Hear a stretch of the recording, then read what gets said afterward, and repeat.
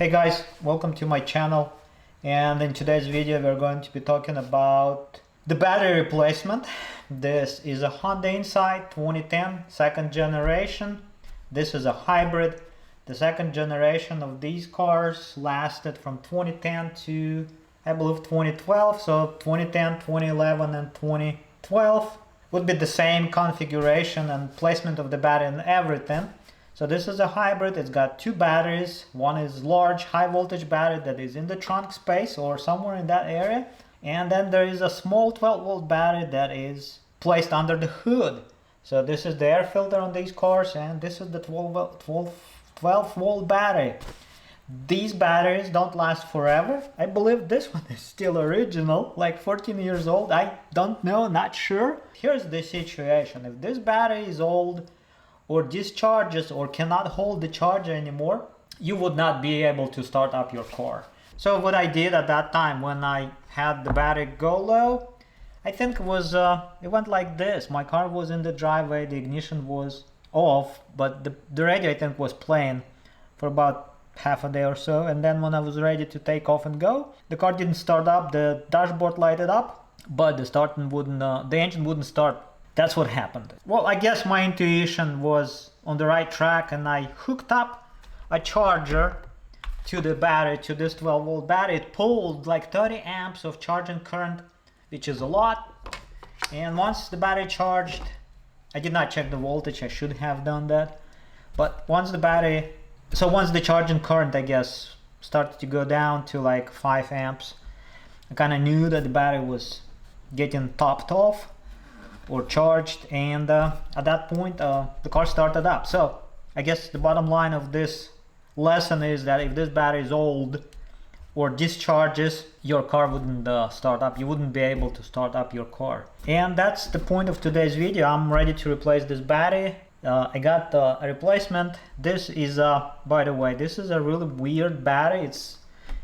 It's small, and the size of this battery is 151R, which means that 151 is the size of the battery and R is so you have the positive terminal on the right side. Well, you have to look at it from the direction of the terminals. This is the back side of the battery, I guess. Well, should be, I think, but I don't know, doesn't matter in any case. So the battery sits in the car this way. On the right side we have the negative battery terminal. It's got a really short cable that hooks up to the chassis. This is the negative, this is the positive under the cover. There is this cover, and there is this brace or tie down for the battery. So to replace this battery, all you have to have is a 10mm deep socket. And the first thing that we will do is we will disconnect the negative, because that's the safe way of working on these cars. Just get it out of the way so it doesn't swing back and get on the terminal again. Not a problem, but that may lead to a number of situations. So now we have to disconnect the positive. We lift up this cover, I guess, and there are two nuts, and the one that you want to disconnect or remove or loosen up is this one. This is a 10mm. The bigger one is 12 or 13, something like that. So if you have a 10mm socket, all you have to do is put the socket on the nut that actually the socket fits on, and just loosen this up. So now the positive comes up. Doesn't have much room, but enough to really lift it up. The cables, I guess that's what I'm saying, on the bottom of this thing. And now we have two 10mm nuts on this tie down. Why I said that you have to have a deep socket is because these studs, threaded studs, are fairly long, and you have to, or you can use a regular like a box and wrench. Can I get this out of the way? I guess I can. There's a lot of rust. So I mean, at this point you can get this out of the way completely, and at this point you can just basically lift the battery out of the way or out of the car.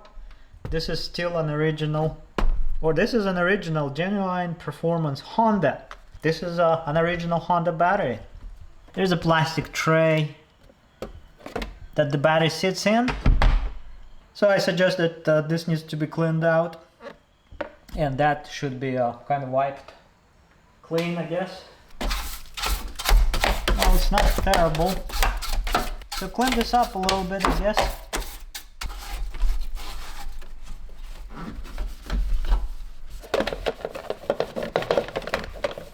I just don't like things that are dirty. Some kind of a spacer, I guess. There's a little bit of rust, so I'm going to spray. I have this wonderful product that's called the Premium Rust Inhibitor, so I'm going to spray a little bit of that on the rust.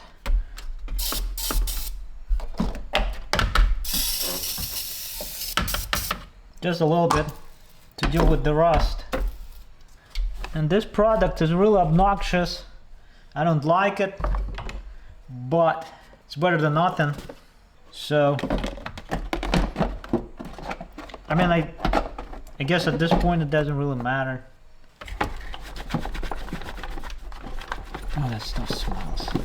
Keeping things clean is important.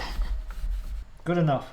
Okay, at this point we're ready to put our new battery in. This battery is a cheap Walmart brand. It's Everstart. It's got a 3-year warranty.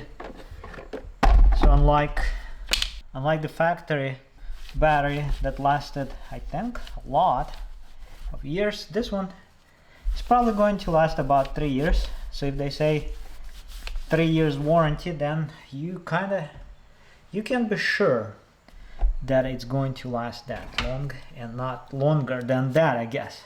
So now we're ready to install that tie down. I really should take care of this rust and everything, but not today. I have seen videos of people installing different size batteries in this car. I guess you can if you're trying to save money or something like that, but there isn't much space to really fit. I mean, the battery tray has a certain size, so if you want to hack things up, you can. I don't like doing things like that, even if it's a Honda. I prefer everything to be more or less factory like. So that's the battery, and that's the size that fits. So now we're ready to hook up our positive. Again, that's the one that we will. Okay, so here's a little thing, I guess. The tie down can be. Why is it in the way? Can this be installed in 2 ways? No? I'm confused at this point. Let's okay, here's one thing. Install the positive terminal on first. Get it in place. Make sure there is no oxidation on the terminal, on the cable. And then locate the tie down in such a way that it doesn't get in under the positive block terminal. So it kind of is really close, but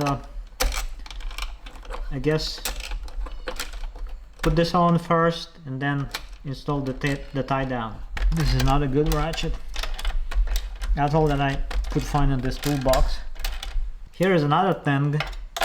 You really don't want to go crazy tight on these tie down on these nuts, because there's nothing to bottom out against. So if you over torque these nuts, they will start bending the brace. And the battery is plastic, so it can actually get some sort of a distortion if these are too tight. And of course you don't want any of that. You also don't want the batteries to slide around too much. So you kind of have to find a happy medium, I guess. Yep, right there. It's tight enough and it's not loose.